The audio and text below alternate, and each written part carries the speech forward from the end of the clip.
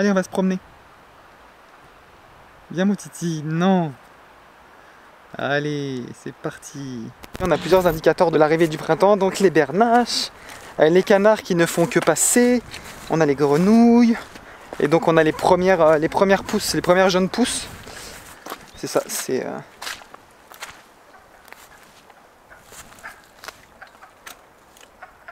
Vous entendez là? Je vais me taire un petit peu parce que... c'est...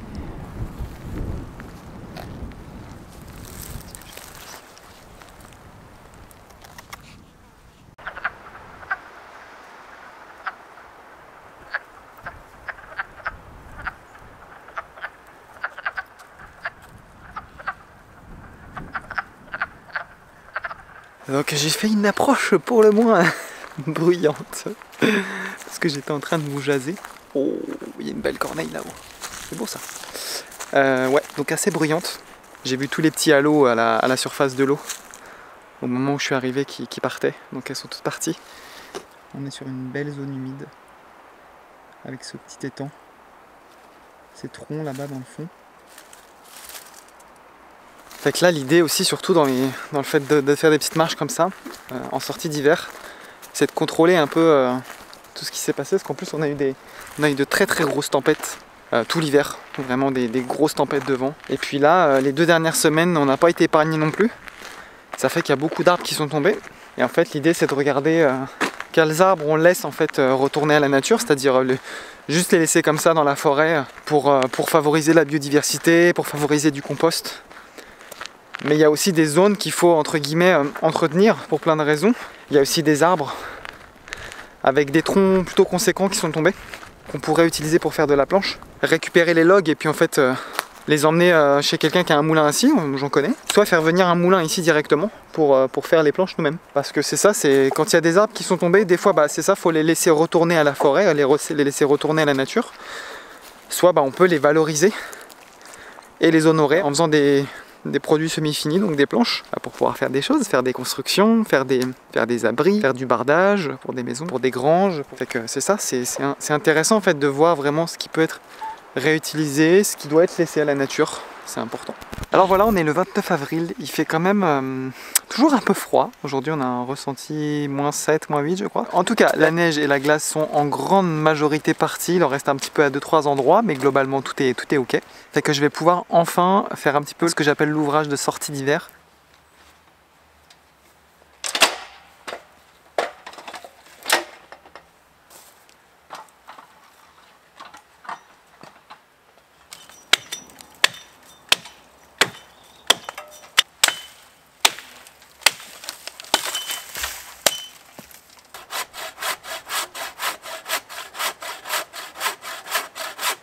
Si je fais ça en fait à la scie à main et à la hachette, c'est parce que là pour reprendre un petit peu, j'ai pas envie de faire de bruit dans la forêt en fait. J'ai envie d'être en silence avec elle, fait que c'est ça, outil à main.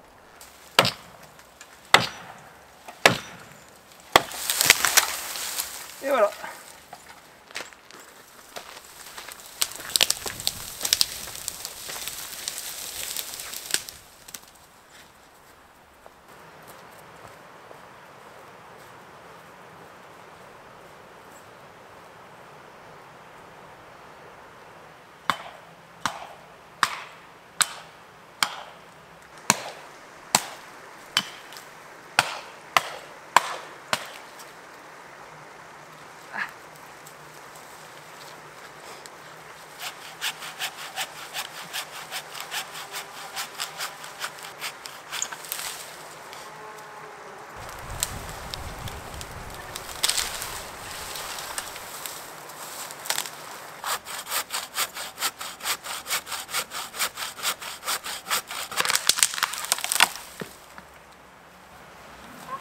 Hey, elle est toute belle.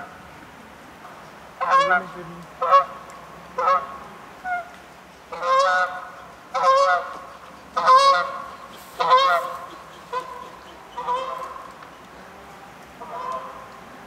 Je pense qu'elles se sont pas arrêtées sur le lac parce que je suis là.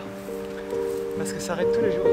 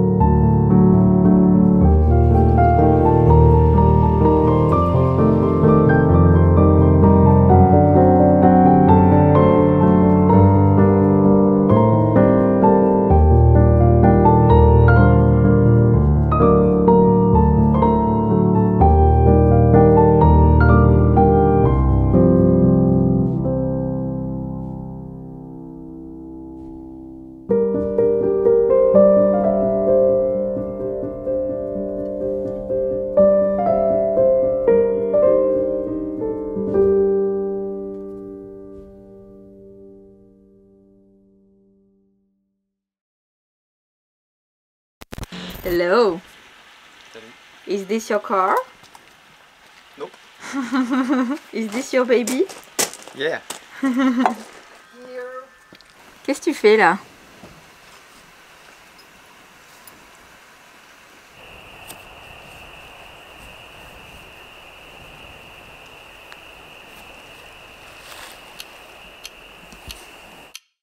En compagnie de notre amie Victoria et de son fils Noah tout droit venu de France, nous avons eu le plaisir au tout début du printemps de faire notre première récolte d'eau de bouleau. L'eau de bouleau est une médecine très riche et un don précieux de la nature.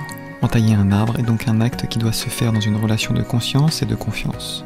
Car même si la blessure infligée à l'arbre est bénigne et se referme d'elle-même, nous devons honorer l'arbre en lui demandant sa permission et le remercier de nous offrir sa précieuse eau nécessaire à sa croissance. Entrer en relation avec un arbre, c'est nous offrir à lui autant qu'il s'offre à nous. T'as dit que tu pouvais faire ça dernier. Soit un câlin, soit lui faire poser ta main, le sentir.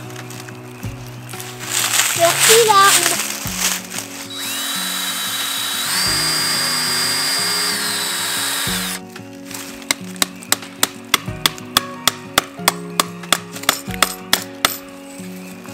Ah oui, c'est sucré celui de la goutte.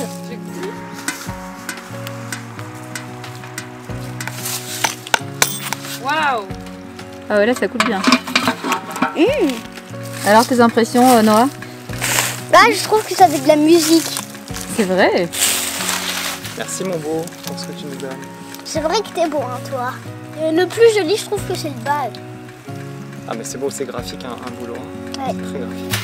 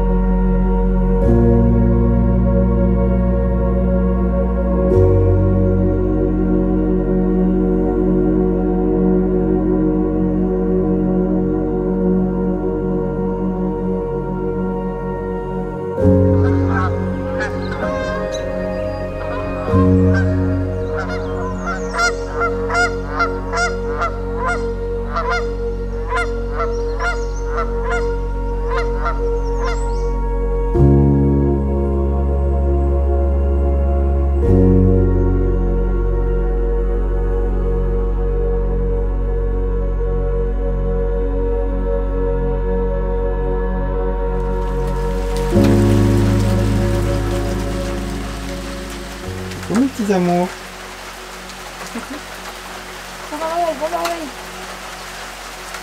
C'est ton premier orage, mon bébé. Eh oui. Première pluie d'été.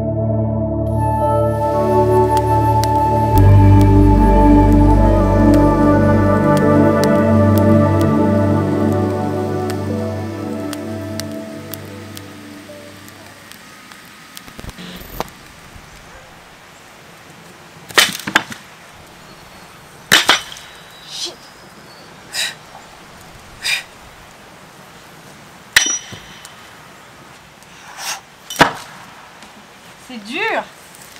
Je l'ai eu une fois. Voilà.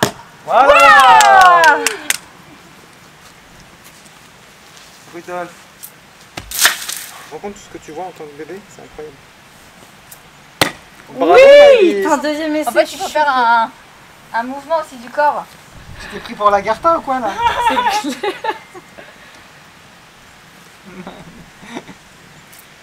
Voilà, tu vois? Oui, c'est Bravo, beau. Maëlys. Allez, à moi. My name is Lagarta. Ah non, mais tu prends pas avec un bébé dans les bras, hein. Moi, je veux voir des beaux lancers. Comme ça. C'est avec deux mains? Ah, demain, j'y arrive pas, Beast. Ah ouais.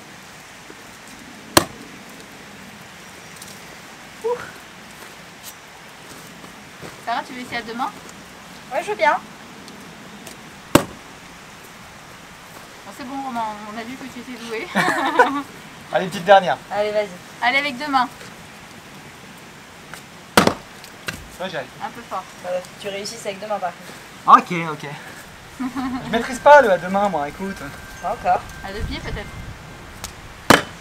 Non, j'arrive pas à jauger ma puissance.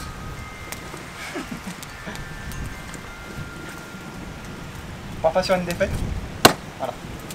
Alors voilà, ce matin je suis allé chercher ce qu'on appelle communément ici un abri tempo.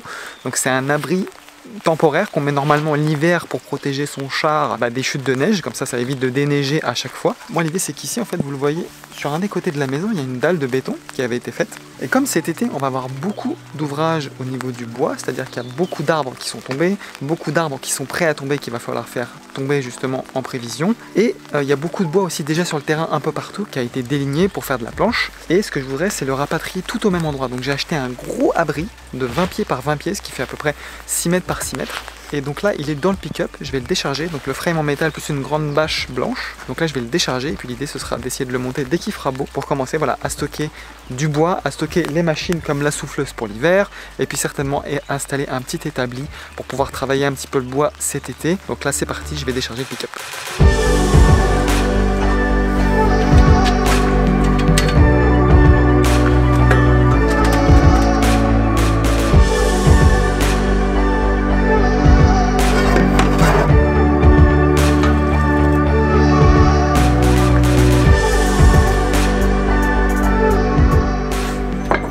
Maintenant, pour pouvoir installer l'abri, il faut que je déplace notre cher Petit Pio, notre bus aménagé qui est juste derrière. Après son hivernage, il va falloir que je remette les deux batteries. Donc je vais m'atteler à faire ça maintenant et puis voilà, croiser les doigts pour qu'il parte. Et que je puisse aller le déplacer un petit peu plus haut sur le terrain. Ça nous fera comme une petite cabane dans la forêt.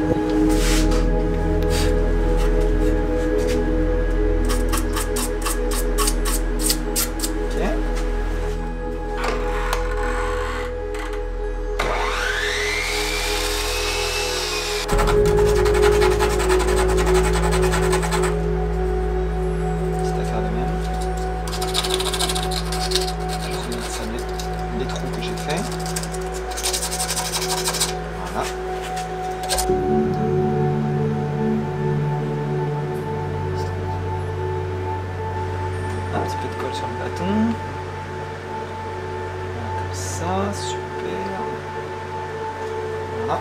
Et on y va de même.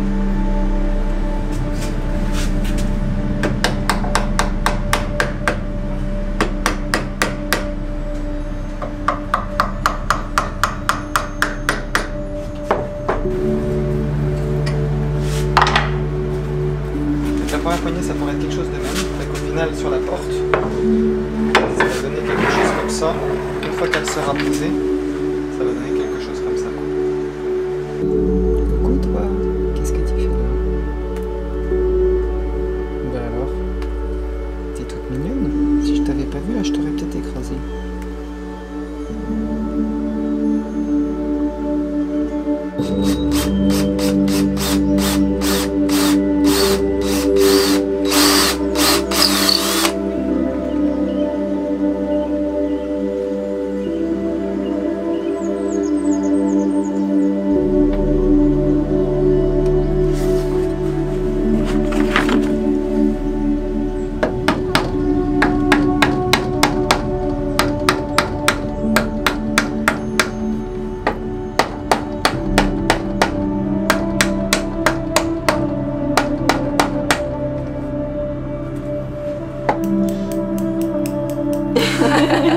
Et tu vas remettre l'argent à côté là. Le ciseau là.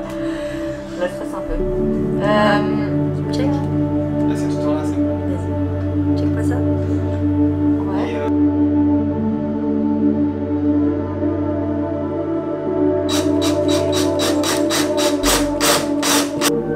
Fait que je laisse 6 cm de profondeur ici.